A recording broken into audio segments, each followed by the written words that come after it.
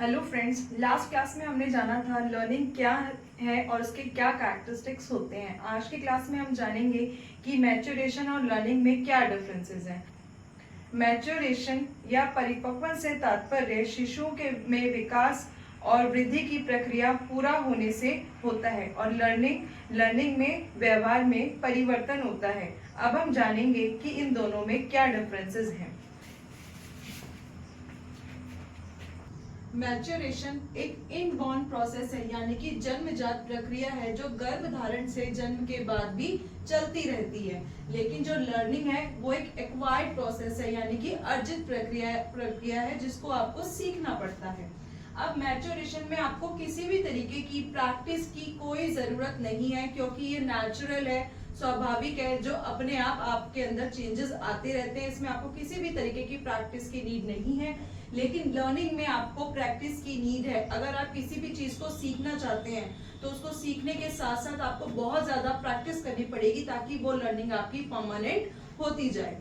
Third one is common process. जो maturation है एक कॉमन प्रोसेस है, यानी एक सामान्य प्रक्रिया है जो लगभग एक उम्र के सभी लोगों में समान रूप से पाई जाती है। अगर एक 15 साल के बच्चे में किसी भी तरीके का परिवर्तन हो रहा है तो उस उम्र के लगभग सभी बच्चों में सभी यही परिवर्तन आप देखेंगे। लेकिन जो लर्निंग है वो एक इंडिविजुअल प्रोसेस है, यानी कि जो बच्चा कुछ अलग सीख रहा है वह परिवर्तन सिर्फ उसी के अंदर आएगा, उसके समान अन्य बच्चों में नहीं आएगा। अगर एक बच्चा जर्मन लैंग्वेज को सीखना स्टार्ट करता है तो उस बच्चे को ही वो लैंग्वेज आएगी। ऐसा नहीं है कि उस उम्र के सभी बच्चों को वो लैंग्वेज अपने आप आ जाएगी। अब मैच्योरेशन जो है वो एडवर्स सिचुएशन में भी पॉसिबल है, यानी कि कितनी भी विपरीत परिस्थितियां हो उसमें भी ये प्रोसेस चलती रहती है। लेकिन हाँ, खान पीन का भी हमारे अंदर थोड़ा सा प्रभाव देखा जा सकता है।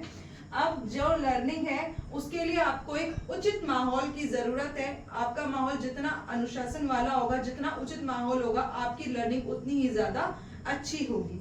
अब नेक्स्ट पॉइंट है no effect of external stimulation. Maturation पर कोई बाहरी उद्दीपकों का कोई प्रभाव नहीं पड़ता। किसी भी तरीके की अभिप्रेरणा का आप उसे कोई फीडबैक दो, उसका कोई प्रभाव नहीं पड़ता, क्योंकि ये नेचुरल है, ये है अपने आप होती रहती है। लेकिन लर्निंग में आपका मोटिवेटेड होना बहुत जरूरी है। अगर आपको रीइंफोर्स किया जाता है, आपको फीडबैक दिया जाता है, तो आपकी लर्निंग उतनी ज्यादा अच्छी होती जाती है। अब नेक्स्ट पॉइंट है स्टैग्नेंट आफ्टर अ लेवल और एन एज।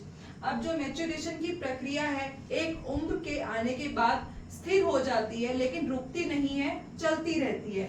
लर्निंग जो है वो एक life long through out life continuous process है जो कभी भी रुकता नहीं है। आप किसी भी उम्र में कुछ भी जो सीखना चाहे आप सीख सकते हैं।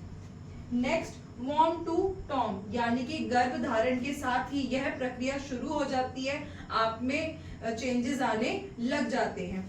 लेकिन जो लर्निंग है वो जन्म के बाद आपके अंदर देखी जाती है। आप बाहर के वातावरण में समायोजन करने के लिए नए नए तरीके सीखते हो, कुछ ना कुछ आप सीखते रहते हो जिससे आपके व्यवहार में परिवर्तन आता है और आप अपने वातावरण में समायोजित होने लग जाते हो। तो आज हमने जाना कि मैच्योरेशन और लर्निंग में क्या डिफरेंसेस होते हैं। नेक्स्ट क्लास में हम जानेंगे कि ऐसे कौन से फैक्टर्स हैं जो आपकी लर्निंग को प्रभावित करते हैं।